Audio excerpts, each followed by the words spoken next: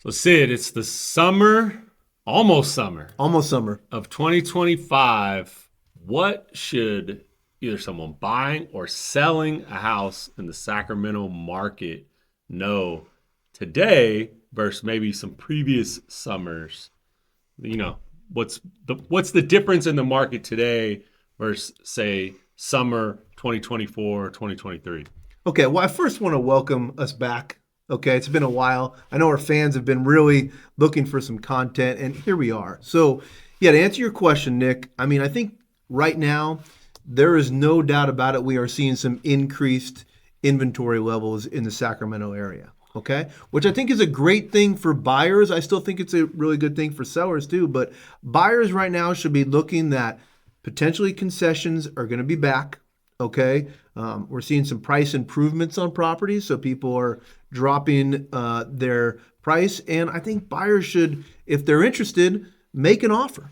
Right? I think that's kind of what we're seeing right now in the market for not every house. Again, we always say that unique houses will sell pretty quick that are in high demand, but right now that's what we're seeing in the market.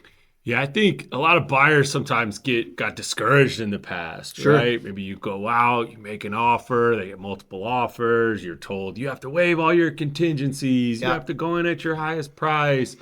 And once that happens multiple times, you maybe think, God, like maybe I'm just not in a position to buy Yeah. or this isn't for me. And so I would say like those buyers that maybe have been discouraged in other markets, you might want to revisit this market because everything is about supply and demand. And when there's a bit more supply, that just really helps, right? Those buyers that are in the market now, they're not seeing that pressure. And we're coming off of years of like legitimately record low inventory. Yeah. So to your point earlier, like a seller didn't really have to work that hard to get their house sold. Now, as a seller, I would assume you got to be more strategic about how you price your house, how you market your house, right? I think you got to be more open-minded right now, right? I think you have to understand, where buyers are going to be at, right? So they may be asking for some concessions. They may be asking for more repairs to be completed. Where you bring up a great point. In the past, that was kind of like, hey, listen, they're either going to take it or leave it type of deal, right? So, and getting back to those buyers, yeah, I think they should be encouraged that there's some really nice houses out there that potentially they're not going to have to deal with, you know, 10, 15 offers on something, right? Where they'll have to maybe deal with a couple offers, or they might be the only the only offer on that property right now. So I say come back to the table, more or less. Yeah, and you kind of said it was good for sellers. I mean, this good news for sellers is they may have more options to find that replacement property because I know that's where a lot of sellers were feeling like, well, I know it's so hard to buy. I don't want to sell and then literally not have anywhere to go or not have another property to move to. So you can almost see that market changing a bit where contingencies are even possible now or sellers can kind of navigate, that replacement property that much easier. Yeah, I mean, there was people who thought, hey, listen, there's no way that I'm going to be moving because obviously I'm not going to be able to find the property that I want, and I'm going to wait for interest rates to go down, right? Those Right? were those two big kind of talking points. I think right now, you have a really good chance if you like a property and you want to move forward with it, there is potential of a contingent offer being accepted, okay? Especially if you have a house that is going to sell pretty quickly, okay? And also, we actually did, we talked about some of these scenarios too, the bridge loan opportunity, right? Where you've got a ton of equity in your property and you can pull some of that equity out, okay? Buy the house that you want, okay, non-contingent, and then sell your house later in a higher, probably a higher amount because of the condition. It's going to be really nice and staged. We'll do a lot of things to get it prepared. So yeah, I think you bring up a good point with the contingency, but then we also have another opportunity there too. Yeah, you talked about rates. Like we're now over 3 years at more or less the range of interest rates. So I think buyers are starting to just almost accept or Yeah. it's becoming more normalized from an affordability standpoint that this is the range that rates are in.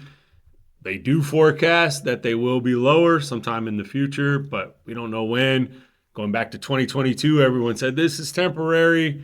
Here we are, Yeah. 2025. in the middle of it almost, right? Not so temporary. Yes. So I think that there just still is a lot of opportunity, though, for those that can't afford to buy in this market.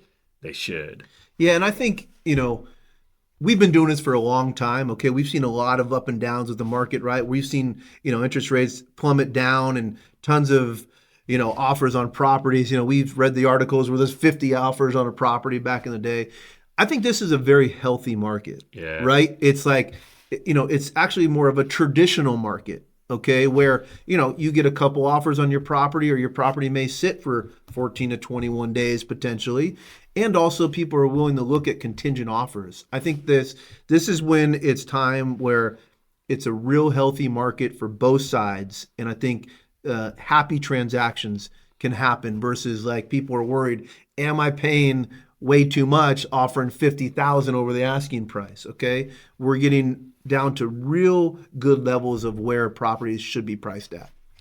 So say we just did a transaction with somebody that took advantage of the opportunities in this market, bought an East Sac, and it was Niner legend Mike Schumann. So not only was Mike a receiver for the 49ers, he had a long career in the Bay Area as a sportcaster. Talk us through that deal. It's funny.